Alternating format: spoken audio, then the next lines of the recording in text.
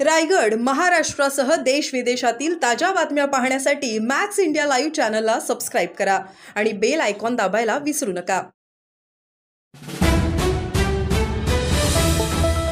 रांजणखार डावली नवखार गावात भीषण पाणी टंचाई। आमच्या गावाला पाणी मिळत नाही तोपर्यंत इथून कुठेही हलणार नाही। पिण्याच्या पाण्यासाठी जर सरकार लक्ष देत नसेल तर आत्मदहन करण्याशिवाय पर्याय नाही। गावकऱ्यांचा जिल्हाधिकारी कार्यालयासमोर उपोषण। 500हून अधिक गावकरी मोर्चात पाण्याचा हंडा डोक्यावर घेऊन सहभागी। रायगड जिल्ह्यातील रांजणखार डावली नवखार गावात भीषण पाणी टंचाई निर्माण झाली आहे। या गावातील नागरिकांनी आज चक्क जिल्हाधिकारी कार्यालयासमोर हंडा मोर्चा काढत प्रशासनाला धारेवर धरले। 500हून अधिक गावकरी या मोर्चात सहभागी झाले।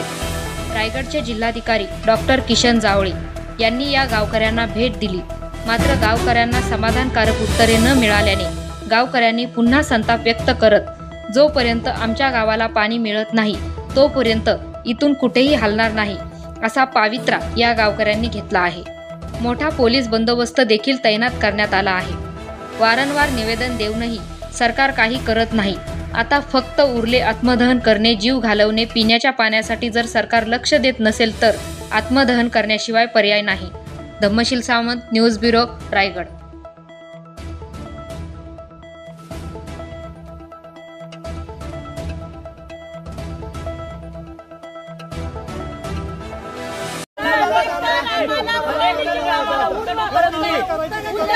उत्तर दिलेली आहेत आम्हाला। आम्ही 20 रुपये भरणी घेतो पाणी। जिल्हाधिकारी अधिकाऱ्यांना सर आमच्याशी बोलायला वेळ नाही सर। आम्ही कलेक्टर साहेबांकडे गेलो होतो, आम्हाला उलट उत्तर हा प्रश्न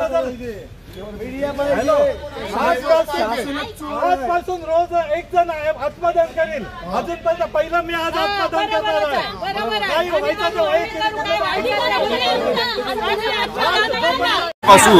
आतापर्यंत आम्ही मुख्यमंत्र्यांपासून ते पाणी पुरवठा मंत्र्यांपासून गुलाबराव पाटलांपासून आम्ही आतापर्यंत सगळ्यांना जे पत्रव्यवहार केलेत आणि त्याच्यातून आम्हाला मिळलेला रिझल्ट हा शून्य आहे। आतापर्यंत कुठल्याही प्रकारचं आम्हाला अजूनपर्यंत पाणी व्यवस्थित मिळत नाही।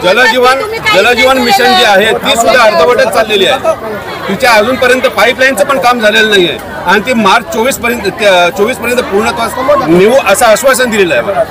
हे बघा, हे त्याच्यामध्ये 24 पर्यंत त्यांनी आश्वासन दिलेलं आहे, ते पूर्णत्वास गेलेलं नाही आहे। आणि आज कलेक्टर साहेबांना भेटलं तर कलेक्टर साहेब आमच्यावरच दमदाटी करून आम्हाला तिकडून हाकलून द्यायला तयार झाले। जनतेने करायचं काय?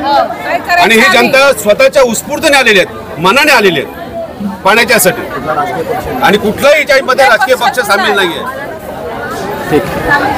जी बरणी आम्हाला 20 रुपयांनी पाणी घ्यायला लागतं। ही जर बरणी आम्हाला 20 रुपयांनी घ्यायला लागतं, 200 रुपये आम्ही कमवू। जर 200 रुपये जर आम्ही पाण्याला घालवलं तर मुलांना आम्ही पोचणार कसं? शिक्षण पाणी कसं करणार?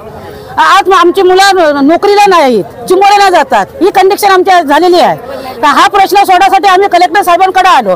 त्या साहेबांनी उलट आम्हाला सहकार्य करावं तर ते सांगतात की मोर्चा कशाला आणलात? आज आम्हाला पाणी मिळत नाही, आमचा जीव तडफडते, ते कोणाकडे हक्क मागायला येणार ना, कोणाकडे आम्ही आमची विचार सांगणार। म्हणून त्यासाठी आम्ही कलेक्टर साहेबांकडे न्याय मागायला आलो। आज माझ्याच लग्नाला 95 साली झाला, तेव्हापासून पाणी नाही, तेव्हापासून टंचाई आहे अद्यापपर्यंत। पाण्याचा प्रश्न सुटतच नाही।